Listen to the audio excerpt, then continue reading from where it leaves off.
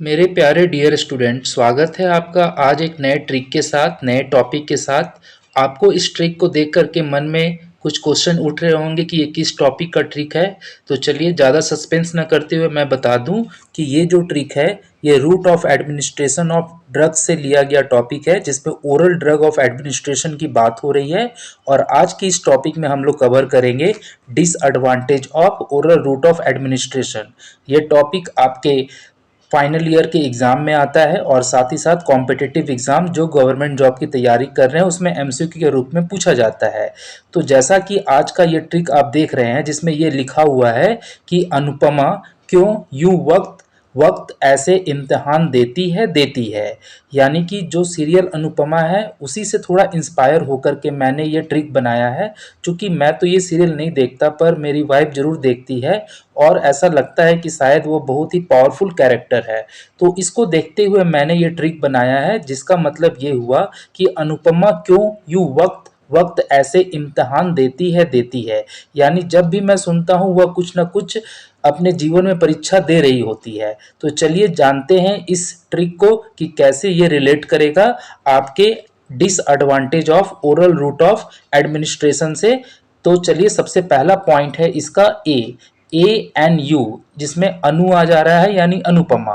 ए का मतलब हुआ यहाँ पर एक्शन इज स्लोअर, यानी जो ओरल रूट ऑफ एडमिनिस्ट्रेशन में ड्रग लिया जाता है उसमें एक्शन धीरे होता है।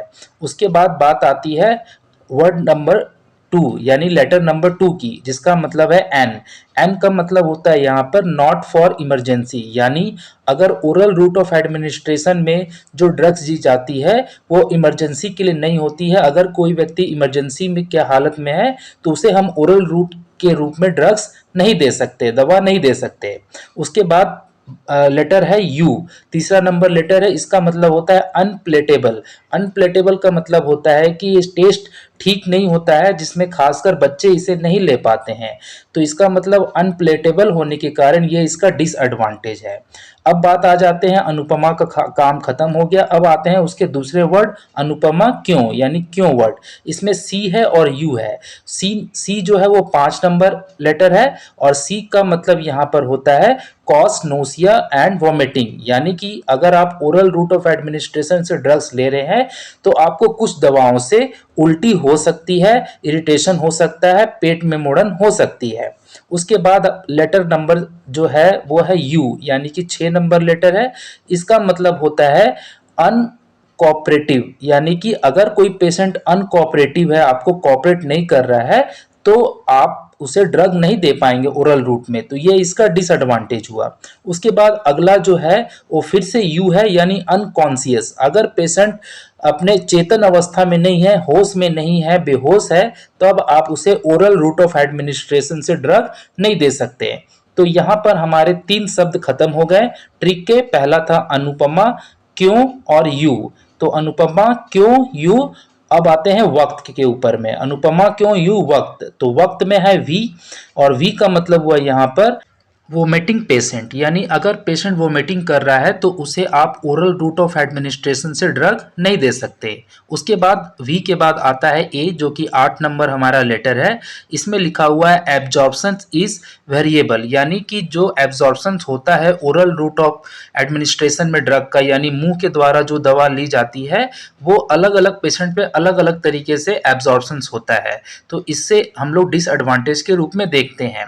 तो यहाँ पर हमारा जो है 4 लेटर खत्म हो गया, अनुपमा क्यों यू वक्त वक्त।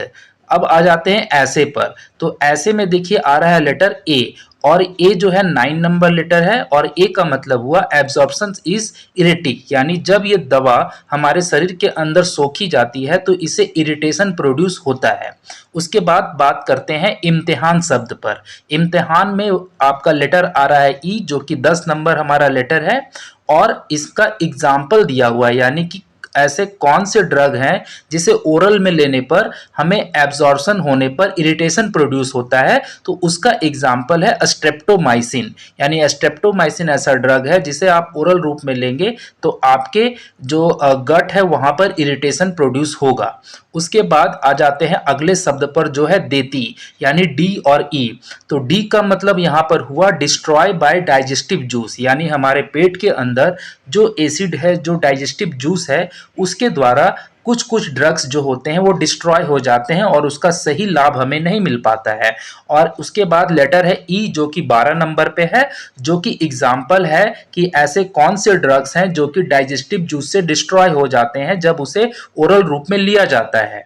तो इसका आंसर होगा पेनिसिलिन जी और इंसुलिन। ये दोनों ऐसे ड्रग हैं जो हमारे डाइजेस्टिव जूस के द्वारा डिस्ट्रॉय हो जाते हैं जब इसे ओरल रूप में हमारे शरीर के अंदर इंसर्ट किया जाता है।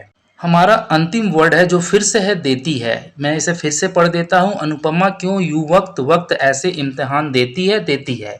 तो लास्ट का जो शब्द है देती है, इसमें डी और ई है, और इस डी का मतलब होता है डिस्ट्रॉय बाय लीवर, यानी कुछ ऐसे भी ड्रग्स हैं जिसे लीवर डिस्ट्रॉय कर देती है और उसका सही हमें जो इस्तेमाल है, जो उसका थेरेपेटिक वैल्यू है, नहीं मिल पाता है। और इसके एग्जाम्पल हैं जो कि ई नंबर लेटर है और अंतिम हमारा लेटर है जीटीएन और टेस्टोरोन और लिडोकेन। ये तीनों ड्रग्स जो हैं लीवर के द्वारा डिस्ट्रॉय हो जाते हैं और ये एक डिसएडवांटेज के रूप में देखा जाता है। तो इस तरह से मैंने ट्रिक के माध्यम से आपको बताया। अब चलिए कुछ क्वेश्चन देख लेते हैं जो एग्जाम में आए हुए हैं, जो कि इस ट्रिक के माध्यम से आसानी से आपको बन जाएंगे। तो देखिए यहाँ पे जो पहला क्वेश्चन एग्जाम में आया हुआ है, जो कि पूछा जा रहा है कि ओरल रूट क्यों नहीं सूटेबल है इमरजेंसी के लिए। तो ये इसीलिए सूटेबल नहीं है क्योंकि इसका एक्शन स्लोअर होता है, जैसा कि अभी हमने ट्रिक में जाना था। तो here option C is the right answer. आपका अगला क्वेश्चन ये है कि नीचे दिए गया कौन सा ड्रग जो है उसे अगर आप ओरल लेंगे तो आपको उसका टेस्ट अनप्लेटेबल लगेगा, यानी बहुत ही कड़वा लगेगा। और इसका सही आंसर होगा क्लोरामफेनिकोल। क्लोरामफेनिकोल आप इसे ओरल ले ही नहीं सकते, जो कि बहुत ही अनप्लेटेबल ड्रग है। हमारा अगला क्वेश्चन ये है कि पेशेंट जिसे वोमिटिंग हो रही है वो ओरल रूप से ड्रग क्यों नहीं ले सकता। तो इसका सही आंसर होगा कि पेशेंट इस मेडिकेशन को जब वो वोमिटिंग की स्थिति में है तो कोई भी आप उसे दवा देंगे तो उसे रिटेन नहीं कर पाएगा, यानी रख नहीं पाएगा।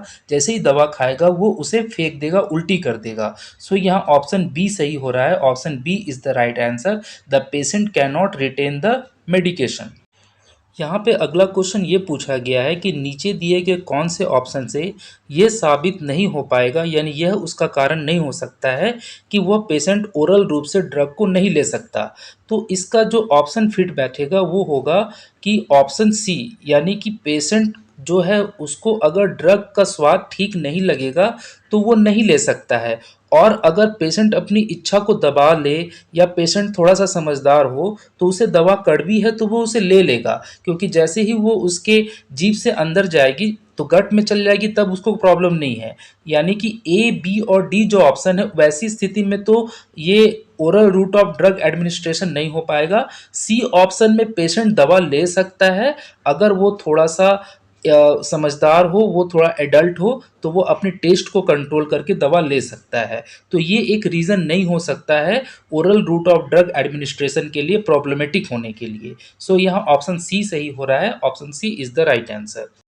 इस क्वेश्चन में ये पूछा गया है कि नीचे दिया गया कौन सा दवा या ड्रग्स जब इसे ओरल लिया जाएगा तो ये डाइजेस्टिव जूस जो हमारे पेट के अंदर है वो उसे डिस्ट्रॉय कर देगा। तो जैसा कि मैंने ट्रिक में बताया है, पेनिसिलिन जी ऐसी दवा है जो डाइजेस्टिव जूस से डिस्ट्रॉय हो जाती है। So option A is the right answer. आपका अगला क्वेश्चन ये है कि नीचे दिए गए किस पेशेंट कंडीशन में उसे ओरल रूप से ड्रग नहीं दिया जा सकता। तो जैसा कि हमने अभी ट्रिक में जाना कि जो अनकोऑपरेटिव पेशेंट होते हैं उन्हें हम ओरल रूप में ड्रग नहीं दे सकते। So here option B is the right answer. Option B. आपका अगला क्वेश्चन ये है कि क्यों इंसुलिन जो है ओरल एडमिनिस्ट्रेशन में नहीं दिया जा सकता। तो इसका सही आंसर होगा कि ये डाइजेस्टिव जूस से डिस्ट्रॉय हो जाती है। So here option B is the right answer, destroy by the digestive juice. आपका अगला क्वेश्चन ये है कि नीचे दिए गए कौन से ड्रग्स जो है कैप्सूल के फॉर्म में अवेलेबल है, क्योंकि इसका टेस्ट बहुत खराब होता है जब ओरल लिया जाता है। तो इसका सही आंसर होगा क्लोराम फेनिकॉल। और अंतिम क्वेश्चन जो है ये मैं आपके लिए छोड़ रहा हूँ, इसका आंसर प्लीज़ कमेंट बॉक्स में बता दीजिए। इसमें ये पूछा जा रहा है कि नीचे दिए गए कौन से ऑप्शन जो है ओरल रूट ऑफ एडमिनिस्ट्रेशन के लिए सही नहीं है। मिलते हैं नेक्स्ट वीडियो में। Bye bye.